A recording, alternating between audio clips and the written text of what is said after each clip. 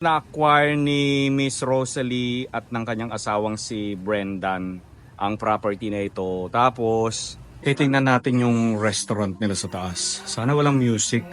Parang useless lang din kasi kung hindi ko naman may papakita sa inyo. Ayan. But anyway, ito yung... Okay, so makikita pa rin natin yung initial. Simplicio.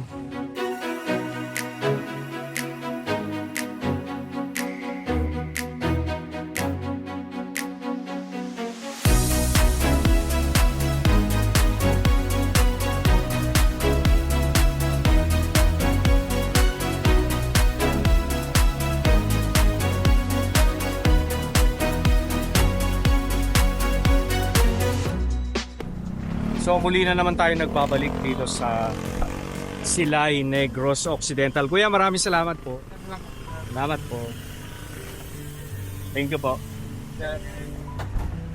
And dito tayo mag-i-stay ng 4 days and 3 nights. So ito yung 1898 Casa and Restaurante. Ayan. Nandito pa yung mga luggage ko. Papasok tayo. Pasok na natin. Hello po. Sorry ah.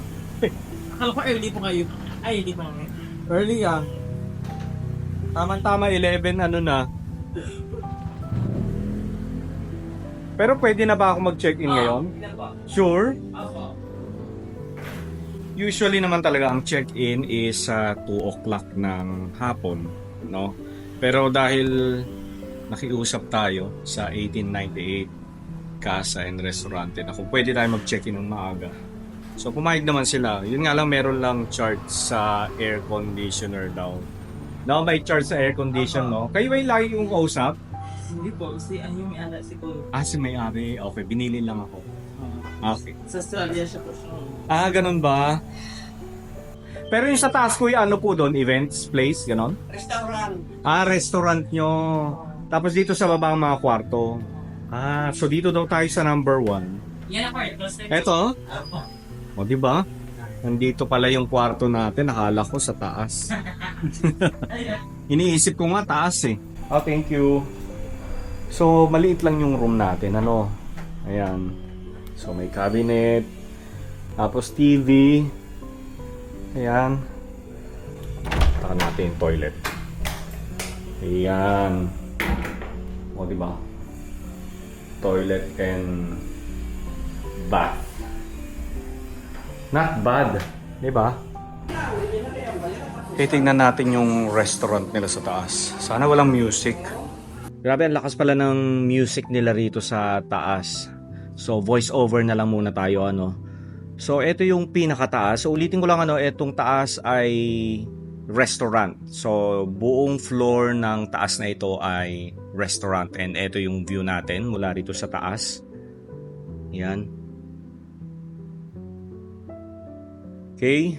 So, karamihan daw ng kahoy, itong buong bahay na ito, lahat daw ito ay original. So, wala raw pinalitan na mga kahoy. So, niretain lang nila. Ayan. So, pinaganda lang nila, inayos, tapos pininturahan. And ito na yata yung pinaka main entrance ng bahay noon. Ano?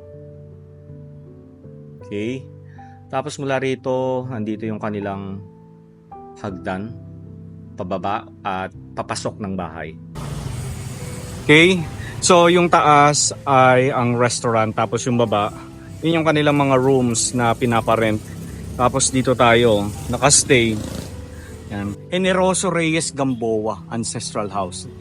This is a heritage house pursuant to Board Resolution number 3 dated April 6, 1993 of the National Historical Institute.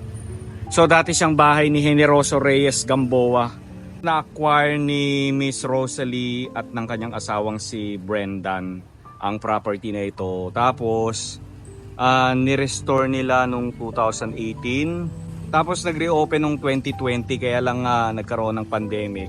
So medyo nahinto sila, pero ngayon tuloy-tuloy na uli yung kanilang operation, ano. Pero nakakatuwa lang kasi ang ginawa ng nakabili sa bahay, ni-retain lang nila yung original na structure ng property. Ano? So bago daw ito ma-acquire, naging abandon daw ito ng napakaraming taon. 'Di ba? Maganda yung ganun na binibili natin yung mga lumang bahay pero never natin siyang iibahin o gigibain. So ngayon naman, diretso tayo sa Talisay. Puntahan natin yung balay ni Tana Dikang. So magga-grab na lang tayo. Hello boss. Mga how long ang ano natin biyahe? Papanadi ka. Oo. 20 minutes. 20 minutes. Lapit lang.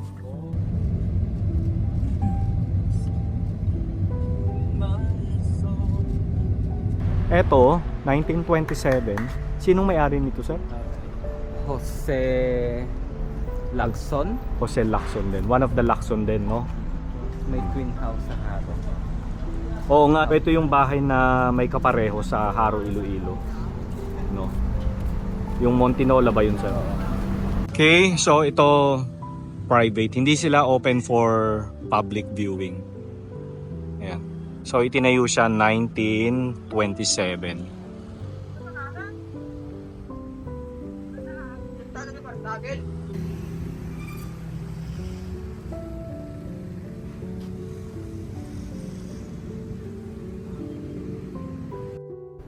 Okay, so nandito na tayo sa balay ni Tana Dikang. So hindi ako sure kung makakapasok tayo sa loob or kung makakapag-video tayo kasi nga gaya nga ng post ko sa Facebook, medyo hindi sila masyadong nag-aalaw ng mga vlogger para mag-video. Siguro pwede tayong pumasok pero picture lang yung gagawin natin pero no video Saan ang doorbell nila? Ito, door knocker daw. Ito. So we'll see mga kaitsubero. Sadly mga kaitsubero, hindi sila nag-aalaw na mag-video sa kanilang bahay. So we came from nag-grab pa tayo all the way here. Pero ayoko naman pumasok kasi sa loob ng bahay kung picture lang. Parang useless lang din kasi kung hindi ko naman may papakita sa inyo. Ayan. But anyway, ito yung balay ni Tana Dikang dito nga sa Talisay. Ayan. So open ito para sa public. And may bayad lang na 150 pesos. Pero bawal lang mag-video. Ayan. Kasi nga nagkaroon sila ng experience na may nag-vlog daw, ginawang horror. So simula noon hindi na sila nagpapa-video sa balay ni Tana Dikang. Ayan. So ngayon ay June 7, 2024. Araw ng Friday. And ang oras na natin 2:37 na ng hapon. Okay, so puntahan na lang natin yung mansyon ni Simplicio Lizares.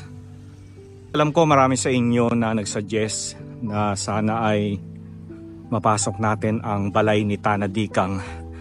Pero wala ginawa na natin ang lahat So ganun talaga mga kaitswero, may mga bagay na hindi talaga binibigay sa atin. Kumbaga kung meron tayong hindi natupad na pangarap, lagi nating tatandaan na merong nakalaan na mas maganda. So same lang din kapag nakapunta tayo ng mga ibang lugar, nakakapag-picture ako ng mga lumang bahay. May mga bahay na hindi tayo naalaw pero marami namang mga bahay yung nagwo-welcome sa atin na tumuloy sa kanilang bahay. So daan muna tayo ng simbahan ng Talisay. Ayan.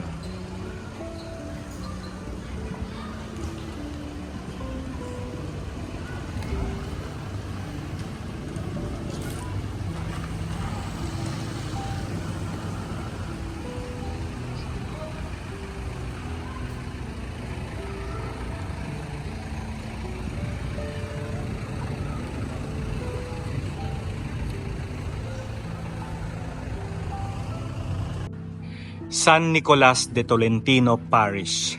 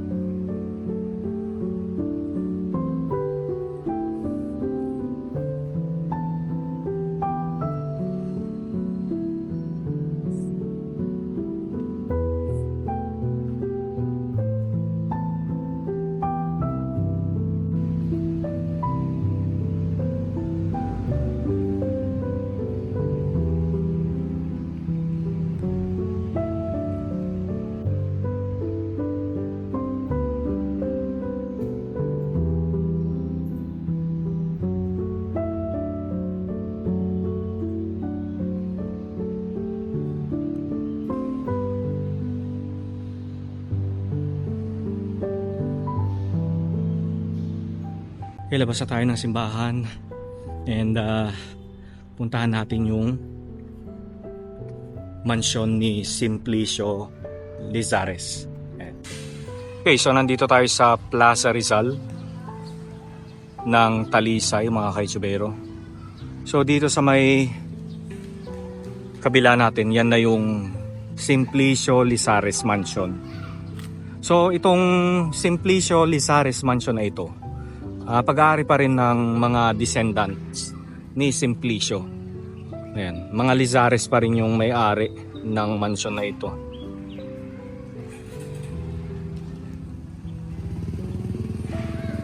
Lah, may umiihi pa.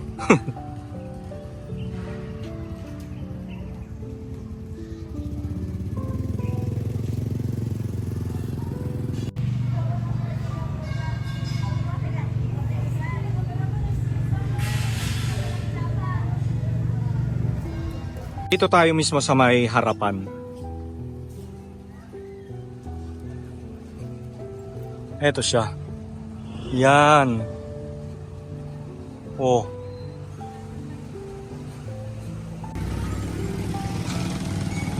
Okay, so makikita pa rin natin yung initial. Simplicio Lizares.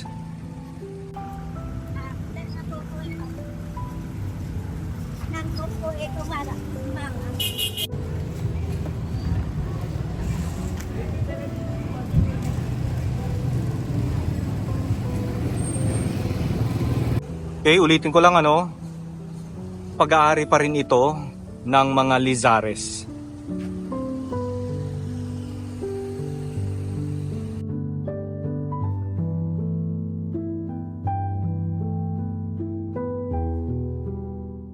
Okay, so isa sa mga well-preserved, well-maintained na mansyon dito nga sa Talisay.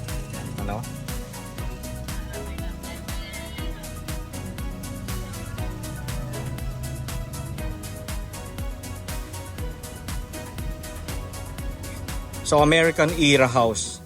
Though marami naman tayong mga bahay na napasok na ganito ang disenyo.